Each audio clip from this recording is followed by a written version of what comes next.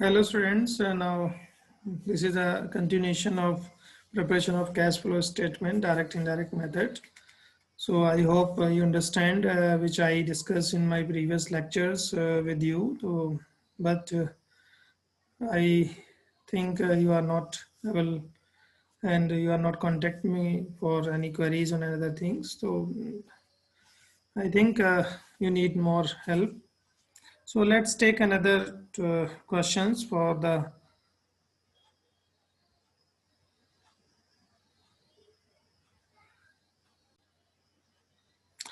This is another problem or question for cash flow statement from the following balances. Steel of Jindal Steel, sheets of balance sheet of Jindal Steels, prepare cash flow statement.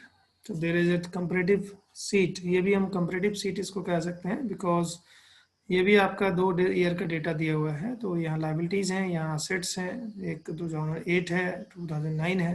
तो 31 मार्च या 1 अप्रैल हम इसको मान सकते हैं. इस 2 साल का डेटा आपको दिया हुआ है.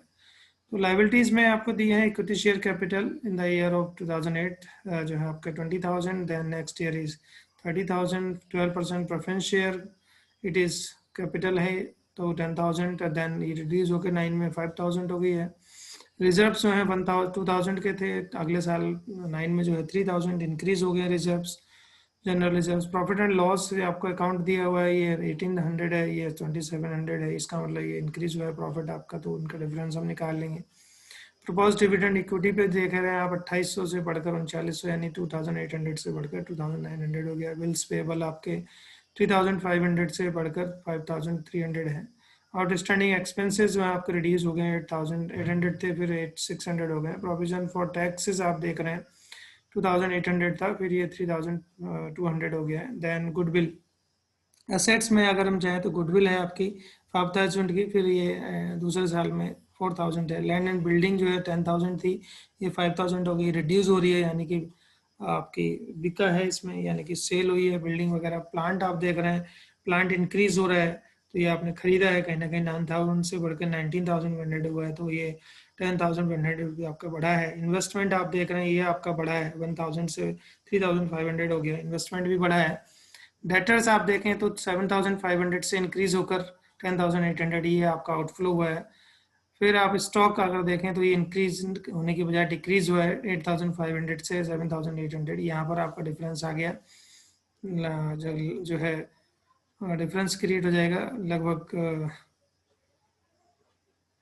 700 800 रुपये. 700 कैश जो है आपका आप देख रहे हैं इनिशियल 1,700 रुपये और रेड में जो है 2,250 रुपये. ये आपके आंसर के रूप में हम देखेंगे जब नेट इंक्रीज प्लस ओपनिंग जो है फिर एक क्लोजिंग आपको मिल जाता है. प्रिलिमिनरी एक्सपेंसेस जो है 1,000 से रिड्यूस होकर 700 रुपीज़ आपके हुए हैं. These are the additional information. Depreciation has been charged on land and building of rupees 5,000 and plant it is 2,500 during the year, and preference dividend pay during the year is 1,200 rupees. ये dividend preference share पे भी दिया गया है, तो दोनों dividend आपको देखने पड़ेंगे. Let's do the solution. तो this is the solution for the question cash flow statement for the ended year 31st March 2009. तो first of all you just write the cash flow from the operating activities. एक एक करके आप ही देखेंगे. तो सबसे पहले नेट प्रॉफिट हमने लिखा है 2,700 माइनस 1,800, तो 900 रुपीज़ का आपका प्रॉफिट है, जैसा कि आपने इसमें क्वेश्चन में देखा है. ये प्रॉफिट अकाउंट है. लॉस प्रॉफिट 1,800, 2700 का 2700 माइनस 1,800 900 रुपये आपका बना. फिर एडजस्टमेंट्स आप देखेंगे, इसमें कई सारी एडजस्टमेंट हम करेंगे, जैसे कि डेप्रिसिएशन और लैंड एंड बिल्डिंग आपको दी गई है, आपको दिया है क्वेश्चन में. लैंड एंड बिल्डिंग पे ये डेप्रिसिएशन चार्ज है 5,000 रुपये का, प्लांट पे 2,500 रुपये का, ये आप इसमें लिखेंगे. तो दोनों आ गए हैं यहाँ पर 5,000 और डेप्रिसिएशन प्लांट पे 2,500. Preference dividend paid, preference dividend भी पेड हुआ है, तो ये आपके एडजस्टमेंट में है, 1,200 रुपये पेड किया है आपने. फिर गुडविल राइट ऑफ कर रहे हैं, आप देख रहे हैं गुडविल जो है आपकी 5,000 से 4,000 जो है आप देखेंगे, तो ये गुडविल है 5,000 थी, बाद में 4,000 हो गई है, यानी कि राइट ऑफ हो रही है. ये आपको फ़ायदा हो रहा है, कहीं इन्फ्लोज है आपके लिए. फिर ट्रांसफर टू जनरल रिजर्व आप देख रहे हैं, तो ये भी आपका इन्फ्लोज हो रहा है, 2,000 से बढ़कर 3,000 हुआ, तो ये रिजर्व आपका बढ़ रहा है. प्रिलिमिनरी एक्सपेंसेस जो हैं वो आपके देखेंगे 1,000 से 700 हो गए, तो ये आपका इन्फ्लोज हो रहा है.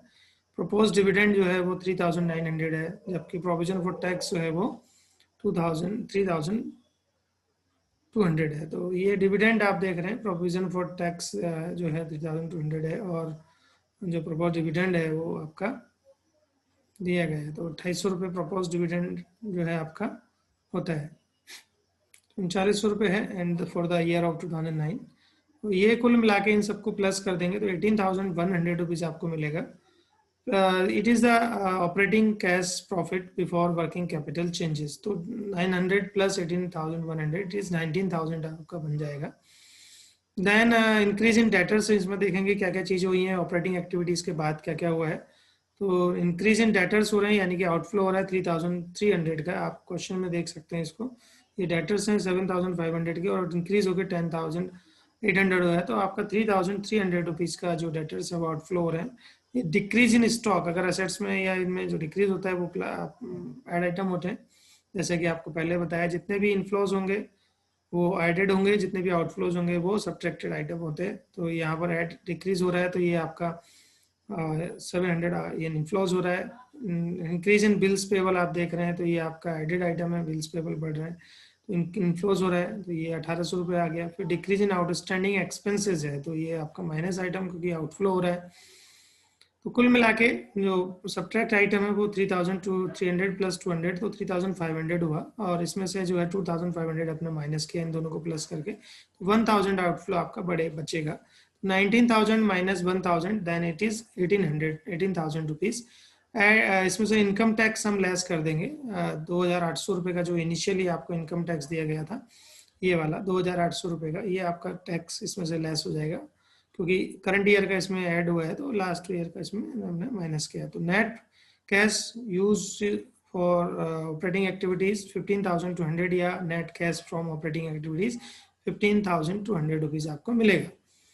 Then cash flow from investing activities हम करते हैं। परचेज ऑफ प्लांट जो है आपका 19,100 का था, फिर उसमें से 2,500 रुपये डेप्रिसिएशन लगा, और जो घटकर हुआ था वो 19,000 का, पुराना जो था वो इतना था। तो ये आप देखेंगे यहाँ पर, ये देखिए प्लांट 9,000 का था इनिशियली, फिर 19,100 यानी कि नया परचेज किया, और उसमें से डेप्रिसिएशन भी लगा ये वाला 2,500 का। तो इस तरीके से कुल मिला के 19,100 माइनस 9,000 माइनस 2,500, तो कुल मिला के आपको 12,600 रुपीज़ बचेगा। 12,600 जो है आउटफ्लो होगा, क्योंकि हमारे जो प्लांट है परचेज जब हम करते हैं तो आउटफ्लो होता है। फिर इन्वेस्टमेंट आप देख रहे हैं 3,500 से 1,000 माइनस हुआ पुराना, तो ये आपका बढ़ गया था, तो 2,500 ये भी आपका परचेज हो रहा है। कुल मिला के 15,100 रुपीज़ आपका आउटफ्लो जो है इन्वेस्टमेंट एक्टिविटीज में हुआ। तो it is the net cash use in investment activities is 15,100। तो ये 15,200 है प्लस का, ये है आपका माइनस का, ठीक है। तो 100 रुपीज़ आपका प्लस का बचेगा। उसके बाद हम बात करते हैं cash flow from financing activities. Cash proceed from issue of equity shares, ये आप देखेंगे 10,000 रुपीज़ है। बहुत सारी चीज़ें कैश इक्विटी, ये देखिए आप 20,000 से 30,000 हुआ, तो ये इंक्रीज हो रहा है। प्रेफरेंस शेयर आपका लेस हो रहा है, तो यहाँ से ये कम हो जाएगा 5,000 रुपये, है ना। तो ये जो है ये देखिए रिडम्पशन ऑफ प्रेफरेंस शेयर 5,000 रुपये हो रहा है, कि ये आउटफ्लो हो गया। इक्विटी पे डिविडेंड हो रहा है 2,800 रुपये का, और प्रेफरेंस शेयर डिविडेंड हो रहा है 1,200 रुपये का। ये क्वेश्चन में भी दिया गया है। इक्विटी डिविडेंड जो है वो आपका 2,800 रुपये का है, और जो प्रेफरेंस शेयर है वो 1,200 रुपये का है। तो दोनों हमारे 3 आइटम जो है आउटफ्लोज हो जाएंगे। तो 10,000 में से ये माइनस किया तो 9,000 हो गया, 9,000 में से इसको माइनस किया तो 1,000 यानी कि 1,000 रुपये आपका बचेगा। तो यहाँ पर हम देख रहे थे, तो ये net cash from financing activities जो है आपको 1,000 रुपीज़ मिला। कुल मिला के ये प्लस के करेंगे 15,200 प्लस 1,000 16,200 हो जाएगा, minus 15,100, then we get the 1,100 rupees. तो it is a net increase in cash 1,000। Then cash at the beginning आपको 1,700 रुपीज़ दिया हुआ है, और एट द एंड जो है 2,800 रुपीज़ दिया है। क्वेश्चन में दिया होता है, आपको बार बार बताया गया है, आप देखते रहिए। इनिशियल कैश है, ये क्लोजिंग कैश है, तो ये इनिशियल जो है बिगनिंग का ऐड होता है, और ये फिर लास्ट में टोटल आपका बन के आता है।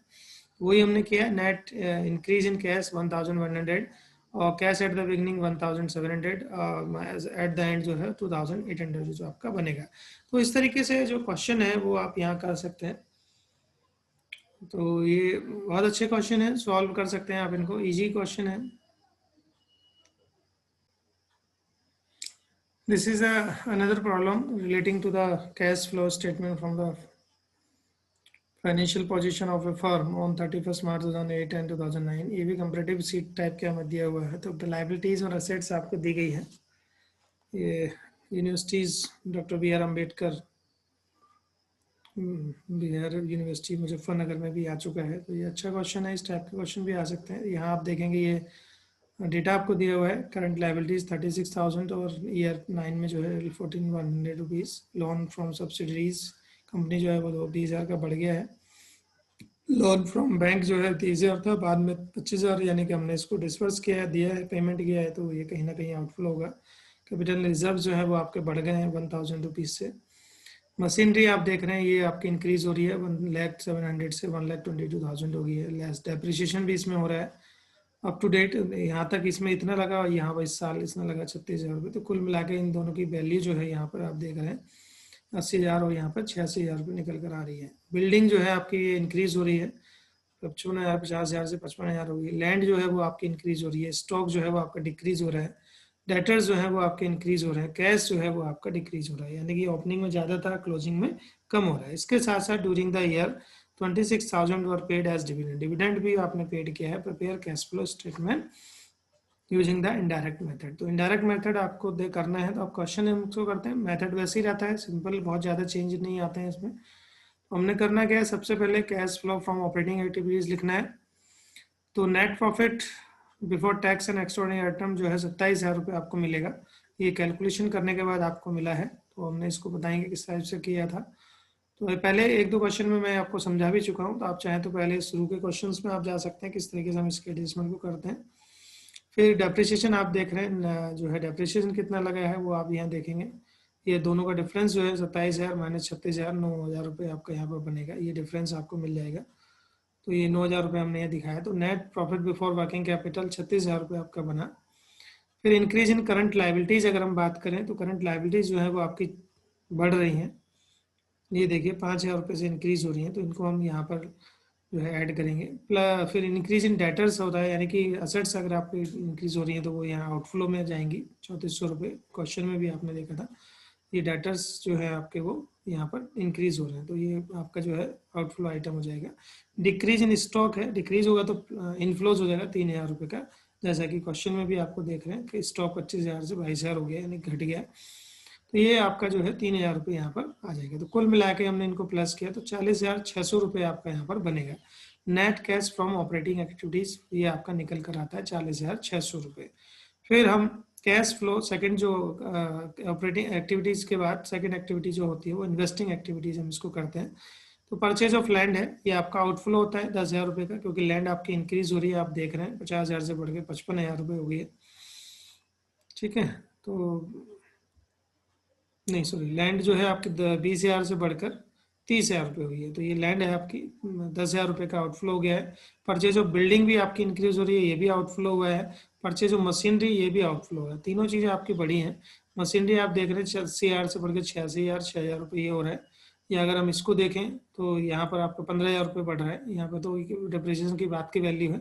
मशीनरी जो है 1,07,000 से बढ़कर 1,22,000 होगी, तो 15,000 रुपये का इंक्रीज जो है ये यहाँ पर हुई है। तो ये भी आउटफ्लो होगा, लैंड भी आउटफ्लो होगा और आपका जो है बिल्डिंग आउटफ्लो, तीन चीज़ें आउटफ्लो में जाएंगी। तो तीनों हमने यहाँ दिखाई है, लैंड 10,000 रुपये, बिल्डिंग जो है 5,000 रुपये और मशीनरी 15,000 रुपये। दोनों तीनों को मिला के टोटल आउटफ्लो जो है 30,000 रुपये का आपका हुआ। तो it is a net cash from investing activities 30,000।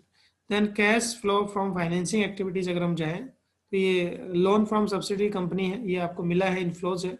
Loan है चाहे कुछ भी, तो आपको मिला है तो 20,000 रुपये आपने इनफ्लोज के रूप में दिखाया। रीपेमेंट ऑफ लोन आपने किया, बैंक लोन रीपेमेंट किया, यानी आउटफ्लो हुआ है 5,000 रुपये का। पेमेंट ऑफ डिविडेंड है 26,000 रुपये का, ये भी आउटफ्लो है। कुल मिला के 31,000 माइनस 20,000 तो 11,000 रुपये आपका जो है आउटफ्लो यहाँ पर बना। और इन्वेस्टमेंट में 30,000 का आउटफ्लो हुआ, तो 11 और 30 41,000 रुपये का आउटफ्लो हुआ। 41,000 में से 40,600 इनफ्लो हुआ, तो कुल मिला के 400 रुपये अभी भी आपका आउटफ्लो में बचा हुआ है। तो it is a net cash increase in cash 400 rupees, negative item है। कैश एट द बिगिनिंग 4000 रुपये था और कैश एट द एंड 3600 रुपये, जैसा कि क्वेश्चन में दिया गया है उसी हिसाब से आपका सोल्यूशन आ जाता। 4000 था फिर 3600 बचा, तो 4000 माइनस 400 रुपये आपका 3600 बन जाता। तो ये जो है 4000 देख रहे हैं आप निगेटिव है, ये प्लस है, ये तो इनको घटा के आपको 3600 रुपये बन जाता है। So I hope you understand these questions also, and if you have any queries, then ask me. Thank you very much. Any queries or any references, you just go to the Management Accounting by Dr. K.L. Gupta. Thank you.